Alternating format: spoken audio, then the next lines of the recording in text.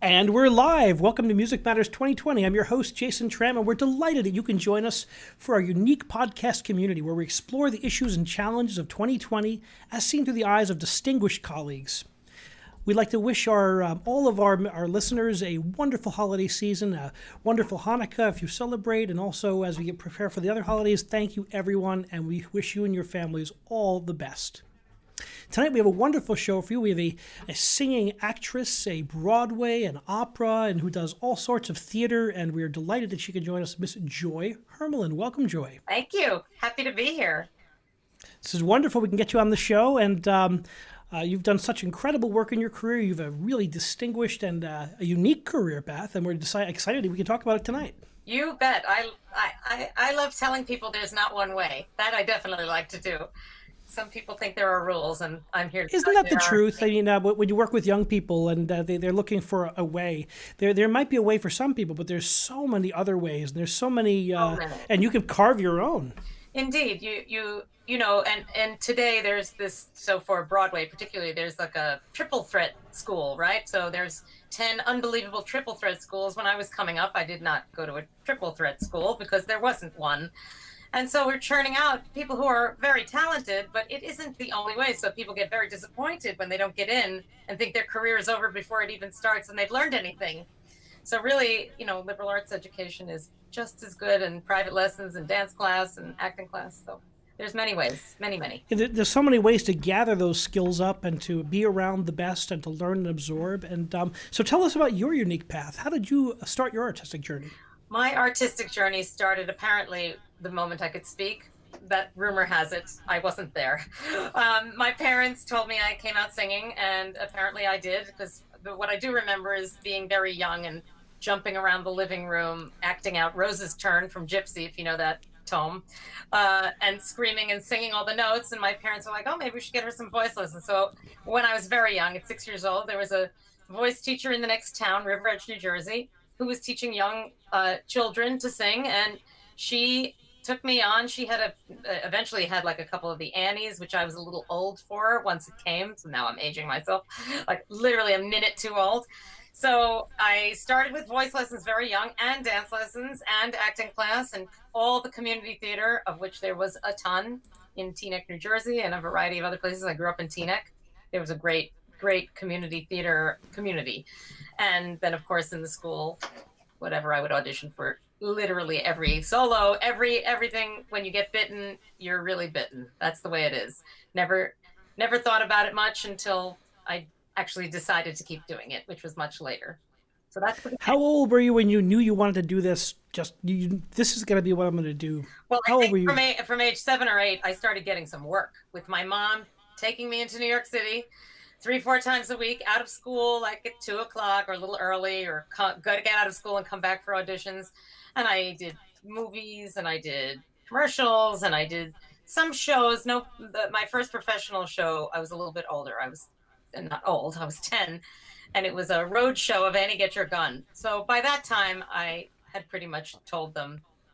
I didn't have to tell them. In other words, that this was what it was going to be. And my parents were ecstatic. I'm the youngest of 3, and my brothers are much older than me, and that's no joke. I'm not making that up. They are actually much older, so they were already pretty self-sufficient, although they do complain a little bit that I took mommy away. But, you know. So I did this road show with Barbara Eden as Annie in Annie Get Your Gun, and I got my equity card, and then I just kept going.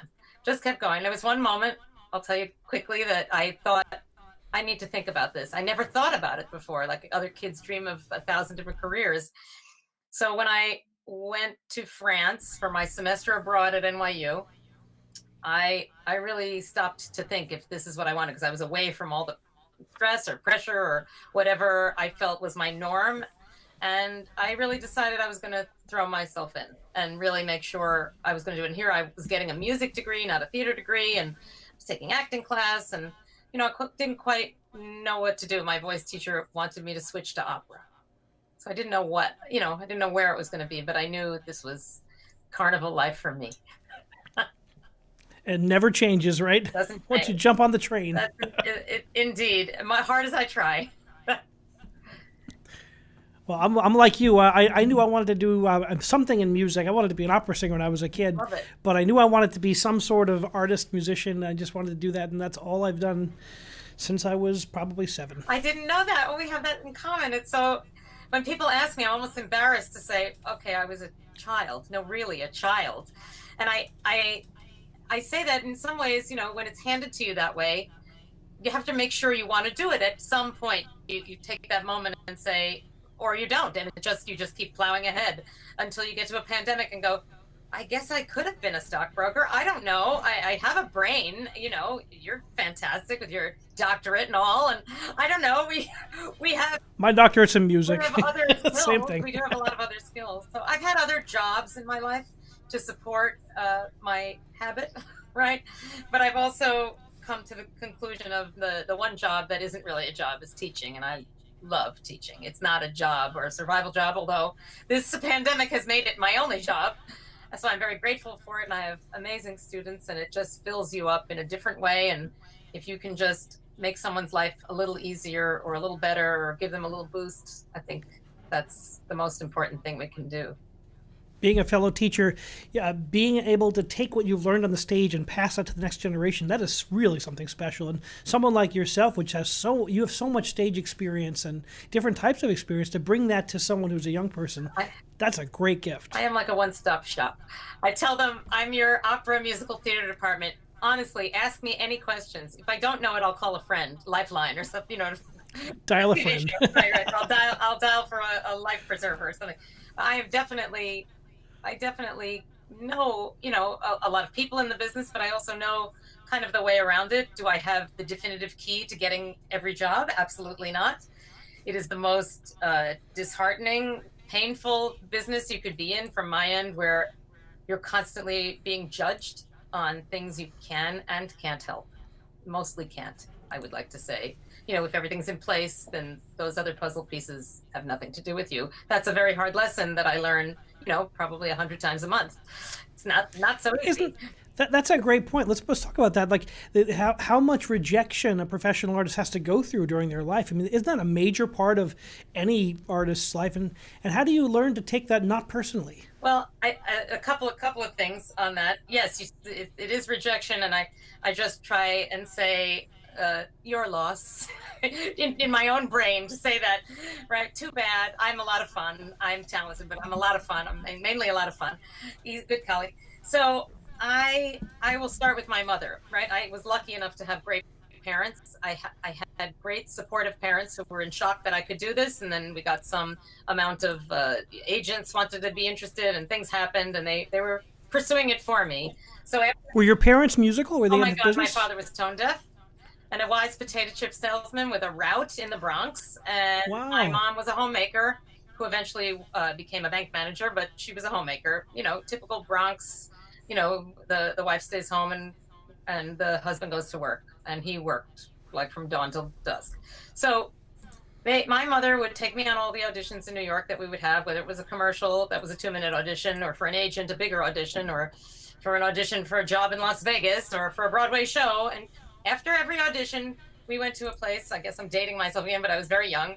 There's a place in New York called Chock full of Nuts, and it was it's not a diner. What is it called when it has those little seats? It's like a diner. A dinette. A dinette, right, like a little dinette. Luncheonette. That's what I'm looking for. I think my grandfather owned one in Queens, and my father worked at it as a kid. Well, I definitely went to only the ones in Manhattan, I have to tell you. So they had the best crunchy donuts, right? So we went to this, and she loved Sanka decaf, and they always had it, whatever kind of decaf. So we would always, after every audition, okay, let's gonna go have our milk and donut, coffee and donut. After every audition, no matter how it went, no matter anything, we'd sort of talk about it. How do you think it went? Because she wasn't allowed in the room. How'd it go? I could hear from outside, whatever she would say. So from an early age, I was taught just kind of forget about it after you leave the room as best you can, right? So I think that gave me some amount of core self-confidence, which was tested thousands of times since. That, you really can't look at it as rejection of you personally. Even though it feels very personal, it's total attack, because I'm not putting my instrument down. That's the other thing, my speaking voice or my singing voice. I don't walk away from it ever. So the idea of being rejected a lot was hard. I think I remember early on we would talk about it. The harder part is when you get close to a job and you have callbacks, more than one. When you get this close to a job between you and someone else, and then you don't get it, that's much more painful. That's a pint of ice cream. That's a whole other moment. But what I try and teach my students today, and what I try and live by today, is to say all you have when you walk in that room is your own self-confidence. You have nothing. When you walk in that room, that job is yours. They want it to be yours, ostensibly. They want the next person to walk in to be the one that's Ninian Fanchula or, Rose and Gypsy. That says, sorry, that was just about to tell me we have to go on the air. Oh, good. We're ready to go. I apologize. That's never me. That's okay. Anyway. We've had things like kids popping up in the back behind our guests. Anyway, so I think that's the key, is you have to have something to rely on. You have to have, relaxation skills. You have to know that you're going to do the best performance you can do. Preparation, you have to be prepared as you can be. If you get it the night before, you'll be as prepared as you can be with it in your hand. And you do what you do best. They wanted to see you, so don't be someone else, and don't try and second guess. They don't like me when I look to the left, I'm going to look to the right. You know what I mean? Crazy things. They don't want me to look in their eyes. They want me to look above. Unless you really know something specific about who's casting you, specific, then you should really be, just be in yourself and be your own best self every time. And that's the best you can do. And sometimes it's going to suck. Sometimes it's not going to be great. How can it be? Nobody's 100%. We have our first question from the audience. This is Stephanie from Staten Island.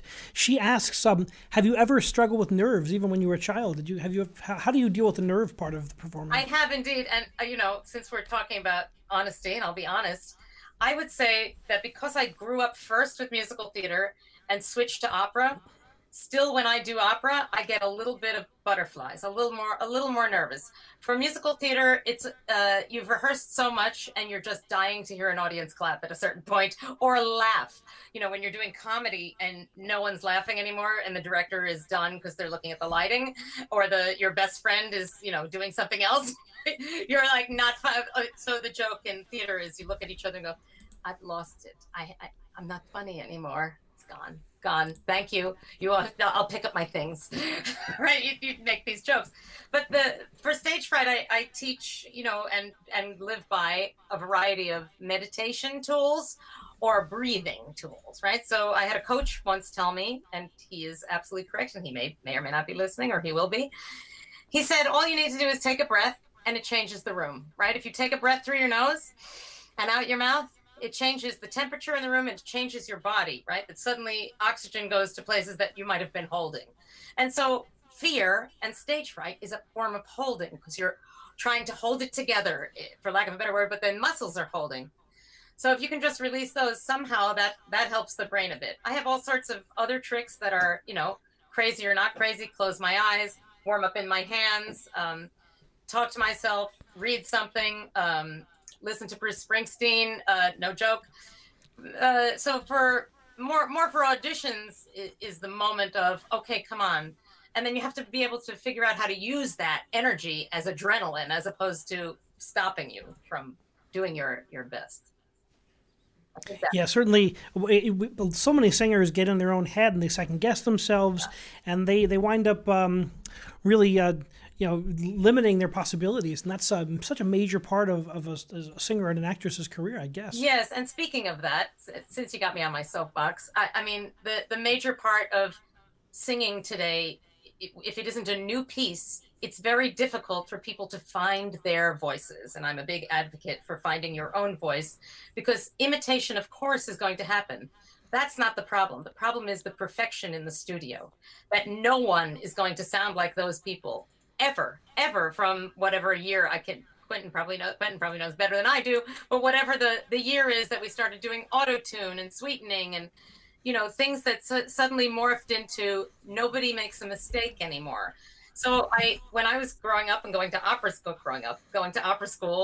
I was listening to like old girls. I named my daughter after Renata Tebaldi, who had I had a great C-, is what we like to say. But I mean, to the wall singing, guts out there, just that, to give your give your opinion on the music. Your opinion is only yours. So I think the hardest thing that anybody struggles is to try and be perfect. And I wish I have my sign and I'm marching down the street saying, don't be perfect, make mistakes, be human, or we'll just never have live music again. And that I think is a big deal. So if you make one mistake, one note is wrong, but you've moved somebody, then we're all good. Then we're all Yeah, the audience will forgive little things here and there. They won't forgive a boring, perfect performance. You know, Bingo. that has no blood and guts to it. Yeah. No, you have to feel it, and you have to move people. You have to move people. You have to, even if you're thinking of, think I'm going to have a falafel for lunch. If that makes you think of, oh, I love falafel, it doesn't matter what you think, but you have to think something, right? And get to ends of phrases and figure out, you know, and I don't mean to be so specific, but the idea of perfection is very anxiety causing for a lot of people, right? And me too. You know, you hear what it's supposed to be, and those are the words of death right there. What it's supposed to be. That doesn't leave much room for creating new, especially which is interesting, because when we look at performance practice, it's always changing. It's never the same. We think it's always the same, but in reality, it's a shifting sand that every generation puts their own stamp on the sound of a piece. Right. And just like, you know, so Broadway and in opera as well, that there are certain seminal musicals that came along that changed everything. When Showboat came, I mean, that changed everything. And then, you know, many things in between, but Jesus Christ Superstar, whoever heard of that, right? That was crazy. What was that rock and roll business doing on Broadway? And people were naked in some of them. And what is that? That's not Broadway. I Want to Hear Oklahoma, with unbelievable themes and different things. And then you have Rent, shifted everything. Hamilton shifted everything. Everything keeps getting shifted, right? Which is great. You're right. Moving sand. I love that. So tell me about your first Broadway show. How did you get your, what are some of the shows that got you in the business, and what are some of the roles you've done the most? Well, the roles I've done, so lucky enough to do a few more than once, but not too many. But my favorite roles, Jimmy just mentioned, my husband just mentioned, oh, why don't you talk about doing Adelaide as a senior in high school in Teaneck? So that was, you know, that's cool. The kind of part. I got to do it one more time after that. Right, I was the character, not usually get the guy kind of girl, that kind of singer, the belter, the best friend. Later on in life, I would do more soprano-y roles, like Into the Woods, The Witch in Into the Woods, and what was I just going to say? Abigail Adams in 1776. So for my Broadway shows, I created a role in New York called The Chaperone in Cyrano the Musical. It was only a 6-month show. Wasn't a full-on flop, but it wasn't a full-on hit either. It came over from the Netherlands, where it was a huge, enormous hit, and the producer produced the 64,000 guilder question. If that tells you anything, that's the $64,000 question. He made a lot of money in game shows, and he wanted to produce on Broadway. So it was sumptuous and beautiful. I had a lovely featured part, and then 6 months later, that was that. But, you know, once you get on Broadway, it doesn't mean it's a corporate ladder. You have to start at square one again and again. But I met a lot of great people, and it's like any theater people, community theater too, we're family. You become family.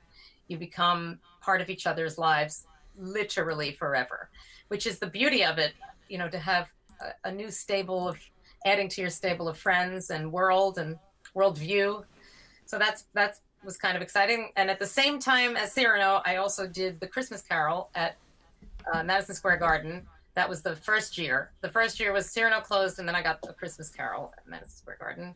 And I was Mrs. Cratchit on the recording, and in the first year, and then after that, I either laterally moved or graduated, depending what you think, to Mrs. Fezziwig, which was a ton of fun for the next 4 or 5 years, which I stopped after I was dancing pregnant on a table and said, okay, I think I need a rest. That's it. And it was one of the exhilarating jobs of my life. Both of them. Wow. That's a great couple of years, huh? That was a great couple of years. I do remember, just to say, you know, you're talking about Broadway, it doesn't get old. I'll tell you that. You go on Broadway, and anyone who's been on Broadway, even though it's a kind of a corporate job and 8 times a week, how do you do that? I just remember on opening night, I thought my head was going to pop off when I took a bow. Tears can come right now, streaming down that, you know, you reach some of your goals, you're doing all right. I mean, it's a gift, and you're grateful and you've worked hard, and you get to show the people who love you that, you see, you bought me lunch for a reason sometimes.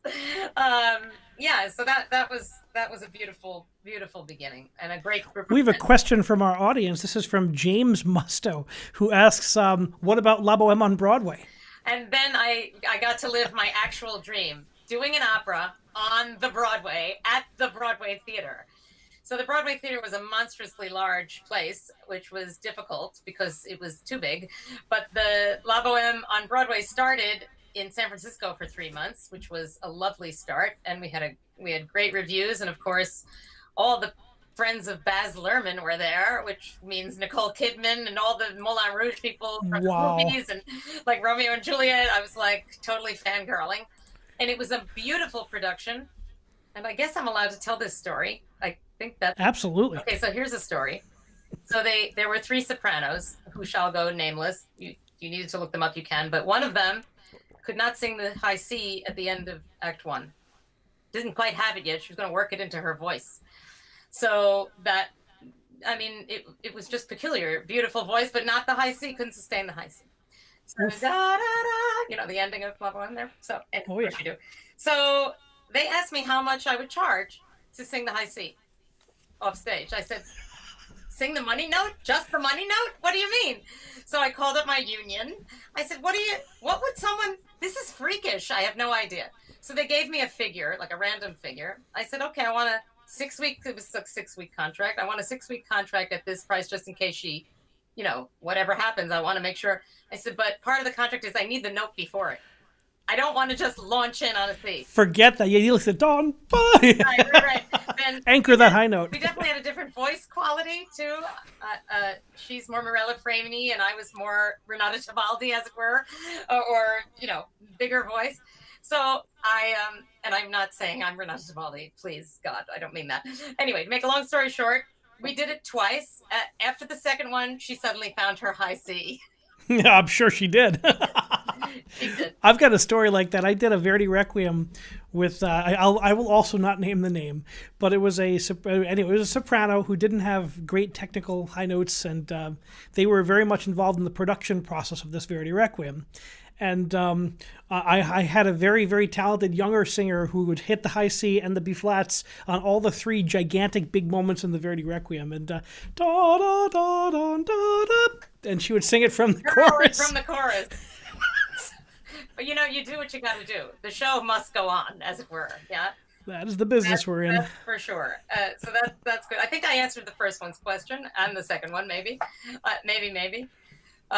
Yeah, it was that was exciting. Again, another 6-month run, which was definitely not long enough for that beautiful music. Did you come on to the end of the La Boheme run? I was in the whole.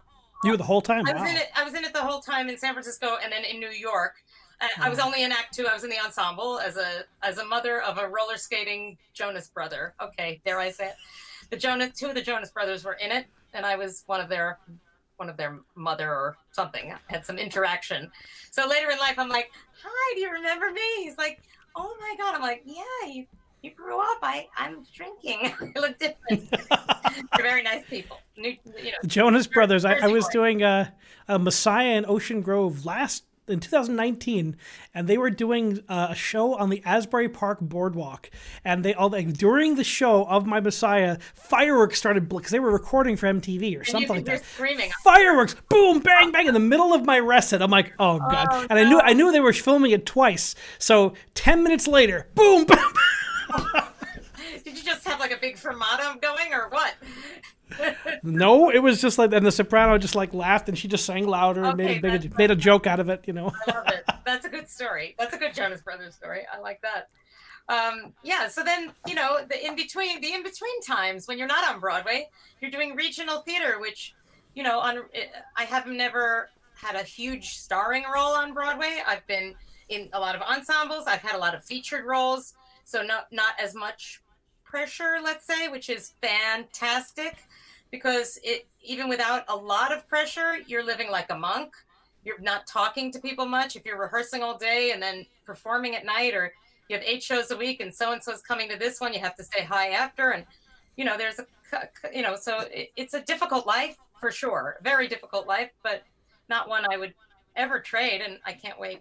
We'll talk about that in a minute to go back. But Sure. Now, how do you maintain your technique as a singer with the Broadway versus the opera? How do you make your fine-tune adjustments? What's your approach to technique as you do both? so my approach in the beginning was no approach, was just use those vocal cords for the good. Just sing when you can, where you can. And the technical stuff that has come into play now of like contemporary music technique, right? I guess I was kind of doing because I started, as I said, as a belter, right? And I had voice lessons from early on. So you always have to have someone else listening to you, other ears listening to you, looking out for, and people you trust, not gurus or people that say only listen to me, the types, but people whose ears you trust, and maybe a coach who can make adjustments for you. A lot of it has to do with tensions that creep in. So, while when I teach too, I discuss like, the belt is more frontal singing, a little more frontal, and the opera is a little more back singing, and the happy medium is in between with the, chemistry between both. And then sometimes, depending on the characterization, you want a little more of either for that. But to maintain that healthy singing away from the throat and try not to involve the throat almost at all is to good breathing technique, which I work on every day of my life. Every day of my life, I wake up. My family might laugh about it every day. Ooh, okay, it's going to be a good day, right? Just want to know that they can meet. Hello, vocal cords. Please introduce yourself. But that's my bread and butter. That's my soul, my life. I have to talk all day or sing all day. And this during the pandemic, certainly I've been teaching a lot more than I normally teach. So I've been trying to warm up myself before I teach. Normally it would be like, oh, I'll teach and warm up as I go. But I would do a baseline warm up, even if it's for 5 minutes, just to keep everything healthy and hydrated and all of the above. Just like we do a lot of homeopathic things too. Yeah, singers always have to find that way to keep themselves, keep themselves healthy. And what are some of the homeopathic things you do to maintain your health? There's phlegm management. That's my job. I'm in Phlegm Management Inc. So just to make sure there's not too much, not too little. You can't be dry. You can't be, coughing. So there's a tea that everybody, has passed around, which is you cut up ginger, honey, hot water, and a touch of cayenne pepper with that lemon too. So that touch of cayenne pepper cuts the phlegm, does all that. I use occasionally Fisherman's Friends. Can you see that? Yeah. Those things taste so horrible. They're so good. Yeah, they're good and horrible because they cut the phlegm. So I have sung with them in full operas in the corner of my mouth because they have a matte finish. I don't do that anymore because someone said they're too drying for the vocal cords. So now I do like some gum before I go on, keep things moist. And then if I need to put another piece of gum in, I have it in the wings of everywhere. Water is like the least of it in some ways, but you have to drink water, of course. That I would say. I have like a few other homeopathic, like Arnica montana, which is you can take these tiny little homeopathic, I want to call them pills, but they're not. They're little sugar things. And it's good for swelling. So it's good for vocal swelling because back in the day, people would just pop Advil at night after their opera, which is the worst thing you could do for your vocal cords. You get vocal, not nodes, you get blood vessels that could burst if you sing too loud on thinned out vocal cords. So then I just tried to gradually find other things that would work. I think that's all my secrets for the moment. I guess it's a trial and error, right? As you go through your life. Steam. That's the other thing. Steam. Yeah. Steamer. I'm the queen of the steamer. Indeed. So it's always I love working with singers. It's a big part of my life, and I just love the being a former singer or training as a singer. I really got that. I love the vocal art form, and I just love like the personality of the singers. And it's always my job as a conductor to make sure they do their best. And it's so difficult because allergy season and with colds and challenges, and it's rare that you're actually at 100%. I think Marilyn Horne has. I'm gonna not say it correctly, but she has a famous saying, in the shower, I'm 95%. If I'm 65% on the stage, that's good enough. It's a good day. But there's a famous quote by her, which I always thought was funny, and I try and pass on. And of course, I've exaggerated it to the point of complete exaggeration. So I don't really know. But it is a constant battle to make sure you're in tip-top shape because You can have a little bit of a headache and play the violin. Well, that's not good, but you can have a little bit of a sore throat and play the violin. You can't have, excess phlegm and be sneezing all over the place, but it is a constant battle to maintain health. I do a ton of yoga. That's my exercise of choice. I do walk, but I do yoga, and I got to yoga in my late 30s, maybe mid 30s, and I love it. It's for everyone, and it's satisfying for the brain and the body. So that also helps maintain, because the vein of a singer's existence is reflux also, and every singer I know has been on reflux medication. I was as well for a long time, because you're eating late at night. You have a weird schedule. What do you mean I can't eat after the show? I have to eat. I'm going to sustain life like this. So you want to make sure that everything's running well. So yoga has like certain moves that are just for, maintaining digestive health. And I also have a fantastic acupuncturist, and it's covered by insurance. So it's completely inexpensive. Ooh. So if you're living anywhere near in northern New Jersey, if you're listening, Dr. David Kim in Englewood Cliffs, I want to shout him out. He is always good to shout out good people. We love it. He has done wonders for me. He has fixed me up the day before a show where I had either some sort of throat thing going on, or too much phlegm, or didn't feel well, and just you don't feel the needles, I promise. Got another shout out from Peter Lorre in Johannesburg, South Africa, who's joining us on the broadcast. Peter Lorre and I were in music school together at Manus College of Music on 85th Street, when it was on 85th Street in this beautiful historic building. We've sung together, I don't know, 1,000 times. All right, I exaggerate, but Peter lives in London now, and he's from South Africa, from South Joburg. There. I love how international our community is. It's like once you make those artistic connections, they go across the Atlantic, across the world. Well, and also you make friends, and you just keep them now because of social media. It's much easier than writing a snail mail, or, God forbid, making a phone call. So a comedian said, like, "You better be on fire. Text me that." That's funny. True though. And my students are like, if I call my daughter, she's like, there better be an emergency. You're actually calling me, Dad. I want to hear your voice. I'm old. My daughter's the same, right? We'll have a long text stream. I'm like, can't you just call me? It would be quicker. I didn't think of that. Their thumbs are faster than ours, I think, Joy. Indeed. Definitely. So let's jump into the COVID era. Now, you were, like we talked on the phone, you were preparing for a show right as this happened, right? Yes, I was in. I was on the last day of rehearsal before a public performance of the Broadway revival of Caroline or Change, which is a musical that will happen through the Roundabout Theater at Studio 54. And on March 12th, we had rehearsal. We were there together. The good news is we were there together a lot for 6 weeks, or at least the 2 weeks right before it in tech, which is 10 hours out of 12 hours, many days in a row, and not seeing other people because too exhausted. And we're working on our show, working out the lights, the microphone, the costumes, the whole deal. If you don't know that show, it's quite deep, and it's become, if it's possible for something to become even more relevant, it's about classism, racism, the South, separation of people, understanding people in it. There's a whole storyline about a statue coming down, a Confederate statue. Wow. It is. What year was that written? I don't know the exact year, but it's probably 15 years old, 16 years old.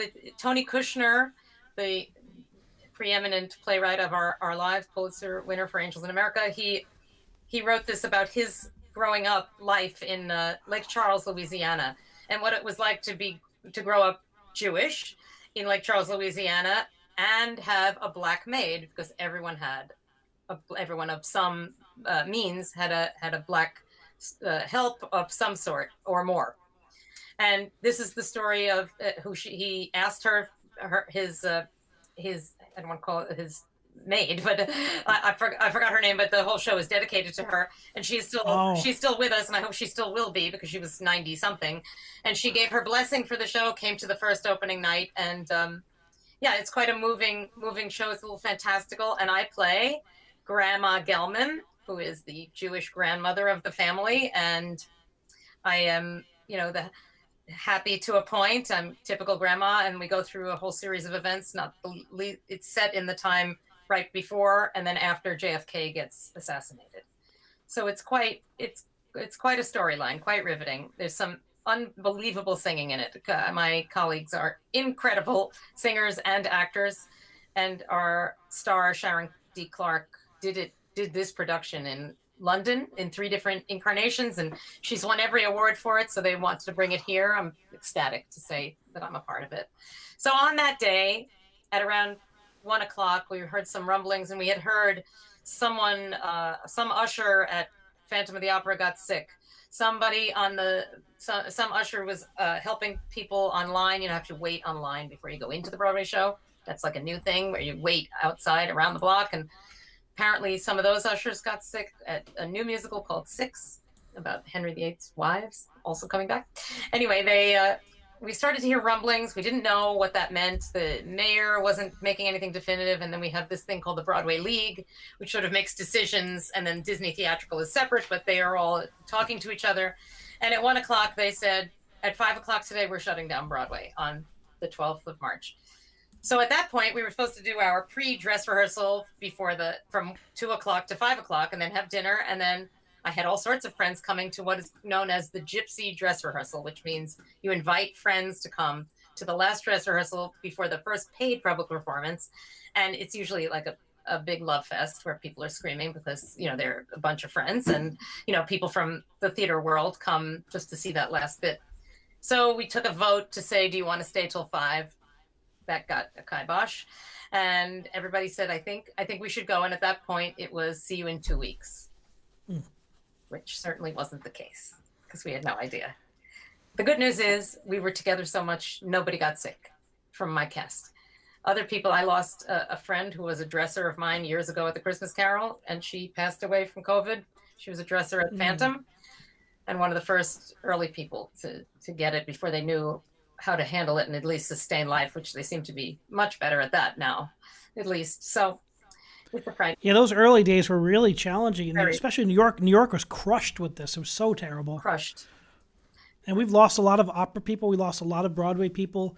Some really distinguished Broadway people got sick and passed away. And it's certainly a disease a virus we can't take lightly. No, and I will tell you how contagious it is, even though I can't believe I know this. My daughter tested negative in Pennsylvania before coming home from college. She tested negative twice.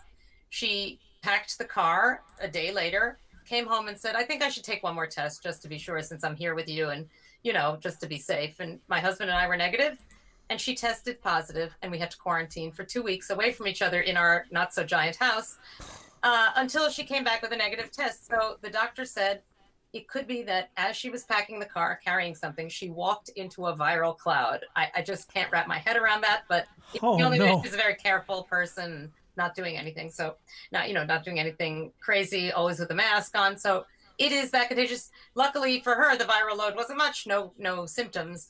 So not everybody is quite that lucky. I mean, I just had hoped we all took antibody tests because we thought we've been in New York for 6 weeks. Just at the prime. I'm sure I must have. Maybe I had it and didn't know it, but none of us did. None of us. So.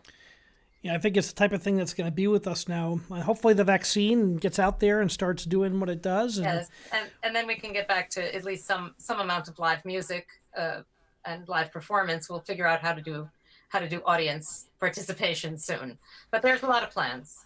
Yeah, it's so difficult especially for Broadway, which is, all about bringing as many people as you can, as close as you can, because that real estate for the seats is so valuable. Yeah.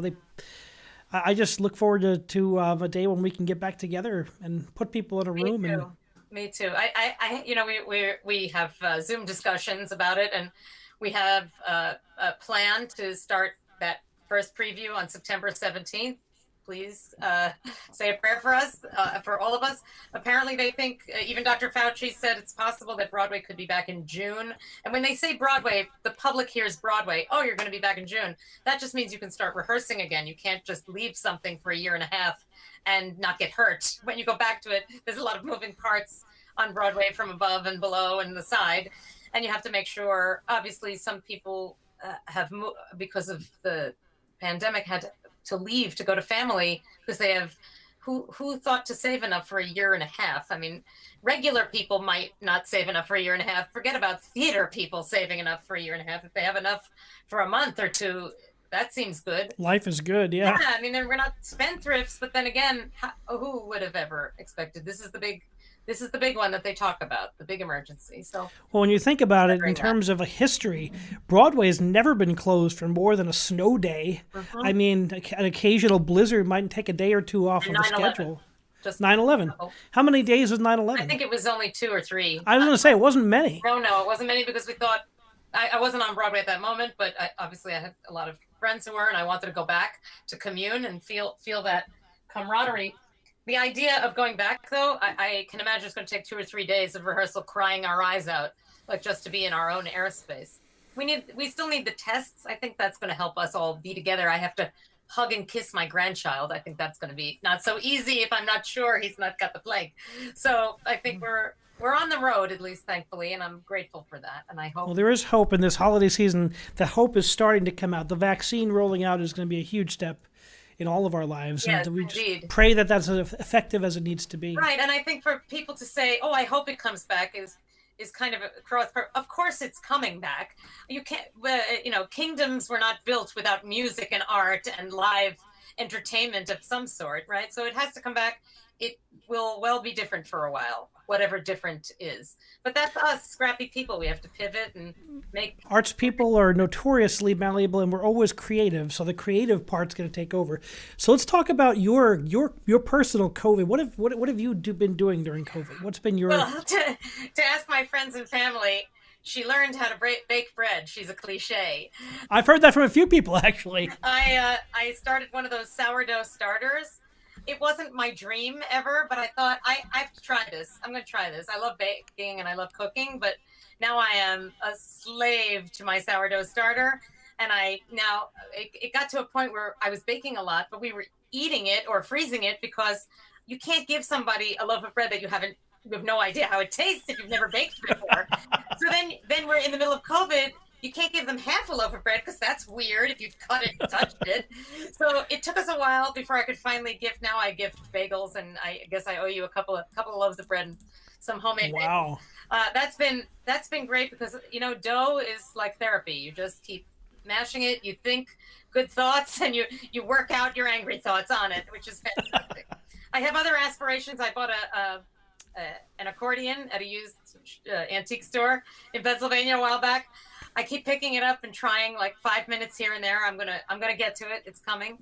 I've been practicing a lot. I've been singing a lot. I haven't learned, an entire new opera or anything like that. I've learned a couple of new songs that I like. I'm putting together an Irving Berlin show for myself and my own. Just trying to just do things that interest me. And I've participated in many charitable videos where they send you the little track, and one was for, I'm sure the listeners know, and probably you've heard of Nick Cordero, who was I saw you were on that project. Yeah, I saw you were on that. He I didn't know him personally nor his wife, but we have and had hundreds of friends in common. And so when it came, I thought I would want someone to do this for my family. Why wouldn't? What does it take for me to sing a couple of pages of music? So it was an honor to do that. And luckily she has a big support system around her. But what a crazy thing that a healthy man like that could go that quickly. It was terrifying. That was really terrifying. What was he famous for? I know he was in a lot of Bronx Tale, but they met during Bullets Over Broadway. So that was his first big splash. And he was quite a great man. Apparently everyone loved him. He was beloved by any of his friends. So with that in mind, that was one. I did one for Joe Biden. I did one for just secretively. That was for donors, apparently, just lending my voice to something. And a commercial I did also for the Democratic Party called. No, they didn't call me. They called some producer who's like, okay, let's call Joy. She's in New Jersey with nothing to do or not much. Underemployed, we like to say, right? So all sorts of other ones as well. I've done some for reunions of my own shows. I did Fiddler on the Roof on Broadway for 2 years. And that cast got together and did a Sabbath prayer, which we released on in time for Rosh Hashanah this year. which was just a beautiful labor of love video. That was so much fun to do. That's it, and trying to keep it alive and practicing. And I have all musicians here now. I got my violinist who is practicing with me. I have my church gig I have a regular church gig like every opera singer in the world is supposed to have, just to keep reading music every week. And my church has not been open in person, and they haven't asked me until Christmas to do a recording. So I asked my daughter if she would accompany me on solo violin. So we're working that out this week. So that's been fun project to do, just the two of us. And that's about it, I think. Yeah, trying to organize how to pivot to look good and have a decent background. And I already had like a few things because I have auditions that I have to do with a ring light and a thing, and have a decent internet connection and make sure my room is set up for me to be semi-comfortable if I'm sitting here all day looking at someone. It's amazing the things we've learned and we've had to adapt. Amazing. I'm a genius. Now, did you do Zoom lessons? Have you been teaching on Zoom before all the pandemic? I did do Skype and Zoom Zoom, not as much. Skype and FaceTime. I've had students in a lot of different states, a lot of different time zones. So over the years, I've had a steady group of students. But when I say a steady group, that's like 3 a week. Now doing 30 a week is a whole different ballgame for your eyeballs.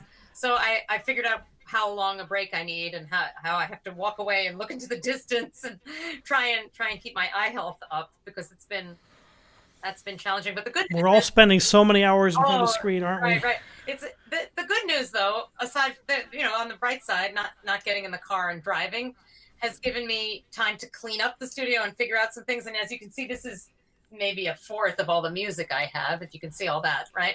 And it's split pretty evenly between opera and Broadway and musical theater. And so when someone wants repertoire, I just get up and grab all the books and I can give anybody 10, 20 pieces of repertoire, be it opera, art song, or anything. So that's been kind of fun for me, rather than just having to think about it in the studio. At college, I teach at 2 colleges and here, and also at Dwight Englewood School in Englewood, New Jersey. I'm co-director of the musical there. That's funny you bring that. That was one of the first job interviews I did when I was an undergraduate. I finished my undergrad. That was my first job interview at Dwight Englewood for the high school choral job. No kidding. Oh my goodness. I interviewed there for the middle school chorus job, which I didn't really want. I would not be good at it. The man who got it and I are very good friends now, though, and he's the music director for the musical. So it's been pretty great. I love working there. I love working with kids.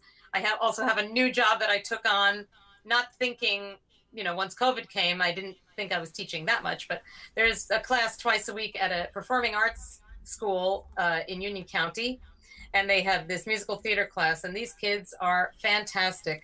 Then we meet twice a week on Zoom, and I do a little private lesson with them, and then we do either music history, and there's a co-teacher. So, and we're going to do like a big showcase at the end for agents and casting directors I've set up. But we did a Q&A the other day, and the Q&A consisted of how this sort of started is, how do you maintain your mental health through the pandemic and through the many disappointments of life? And so I told them that whole spiel, but that's what's on their minds. And I feel like if I had one job, if I could do it over again, I would have gotten a degree in, psychology, child psychology, to help people. I feel like I already do it without a degree, but I really feel like they need all the love we can give them. The kids today who are just coming up, like they can't believe what we've done. You've anticipated my next question so beautifully. What advice do you have for young people who are coming into the business right now at this terribly difficult time? Well, is it difficult if they're just coming in and they don't have any disappointment or any expectations Good point. yet?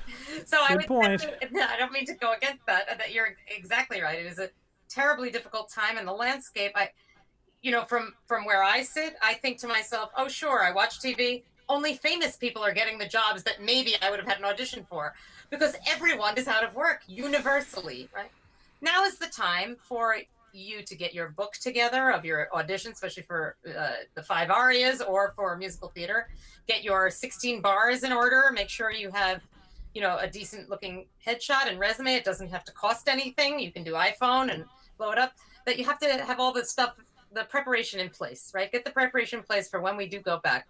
Have some voice lessons, have some dance lessons. There are dance lessons for free online galore with famous people like Debbie Allen, who teaches twice a week. I was taking a tap class for most of the summer, which was fantastic just because it was there and it was something to keep myself in show business. There are things for free. There are things you can pay for. There are so many of your idols are teaching now. It doesn't make them a great teacher, but if they have something to impart, maybe now is the time to hear from them. Everybody is offering themselves up for 20-minute consultation or an hour, vocal consultation or an acting consultation, or read me a monologue and I'll give you some adjustments, or I'm doing Shakespeare. So I think the opportunities right now are almost outweighing the bad, right? That there are many more opportunities right now to get your stuff in line without the pressure of having to audition at the same time. It is a great time to learn and to absorb and be ready to take that next step and when be this is ready. all over. And because there is no be ready, there you're always on, right? Waiting to be ready, waiting. So the more comfortable you can get, pick yourself a group of friends, audition for each other, put on your, everybody has their own boomba, a Bluetooth speaker, and see how it works. Obviously, you can't talk to each other too well with the delay and things like that. So on Zoom, but there are ways to do it. Make something interesting. TikTok videos, I've got students doing those. It's some creative outlet. Do creative outlets so you find yourself. It's a good opportunity to find yourself, I feel. And now that we have, it is still devastating that they can't have either the high school or college experience that, we so want them to have, and also that autonomy away from the home, or if they're in a bad home situation, that's 100 times worse. That weighs on my mind all the time. How many people don't have good internet, and that's tough. But you need to just keep reading and take charge. The best education is the full education, is the liberal arts education. Liberal arts doesn't mean liberal. Liberal arts just means all encompassing, making sure that I remember that the moment when I realized that the Baroque songs I was singing aligned with the artwork. It sounds so dumb now, and the ballets of the time. I didn't realize they were all at the same time. So of course they piggybacked on each other, or that Richard Strauss was in, the 20th century, that it was still in our century when it was that century. It's so important. I find now that as I get older and more, and I study more and read more, I do more talking. I teach Western civilization, introduction to Western music, and I do more talking about the artwork and like talking about the French Impressionists, how Debussy and the painters, we all knew each other. They were all in the same social circles. Right. They're working influenced each other. Drinking wine together, right? Definitely. Of course. That's how you have to steel yourself with information. Excuse me, I need a quick drink.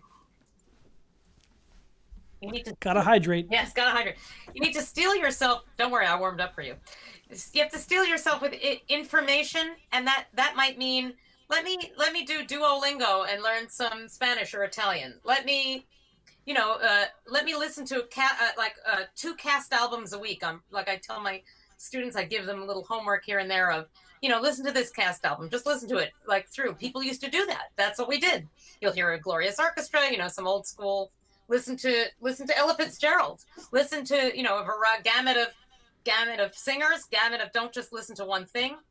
I had I know this is going to sound crazy and this is not what you want to hear, but I had my high school students in stitches when they asked me who are my idols. And of course it's Pavarotti, Renata Tebaldi, Clark Gable, I loved. And then we have, other pop singers that I like Springsteen, who speaks to me through his words, right? And Cardi B, who's a rapper, and they almost fell out of their chairs. I'm like, here's someone who just keeps creating. Forget about the content of it. If you don't agree or don't like or can't listen to it, she just keeps creating. And she's excellent.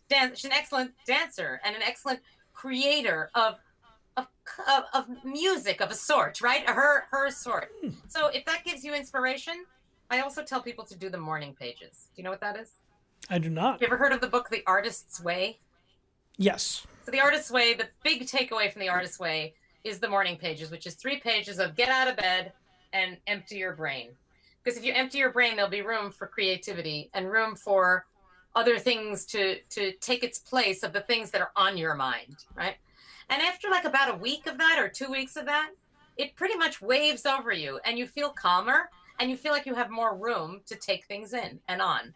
And you can go back and read it or never again. It doesn't have to be your, it's not your autobiography necessarily. You might not want anybody to see it. Shred it. But so that's another tool I use for, sort of keeping grounded and then making room for creativity, which sometimes is very difficult when you're, a busy professional musician, teacher, parent, a lot of things going on. Less parenting right now. She's of age, so there we are. Well, as you're someone who does that all with such grace and elegance, and you've maintained such a distinguished career. And when this is over, you will be back there. I know it. And just keep that energy positive. And thank you so much for joining us tonight. Thank you for having me. I love talking to you. It's fantastic. I look forward to the day that you're going like this and I'm opening my mouth. It will be soon, and I look forward to trying sourdough bread and then working with you down the road. You got it. Thanks so much, Jason. Thank you so much for joining us on Music Matters 2020. Please remember to hit that subscribe button and like our videos and share them. Help us grow this community. And remember, keep music alive. Good night.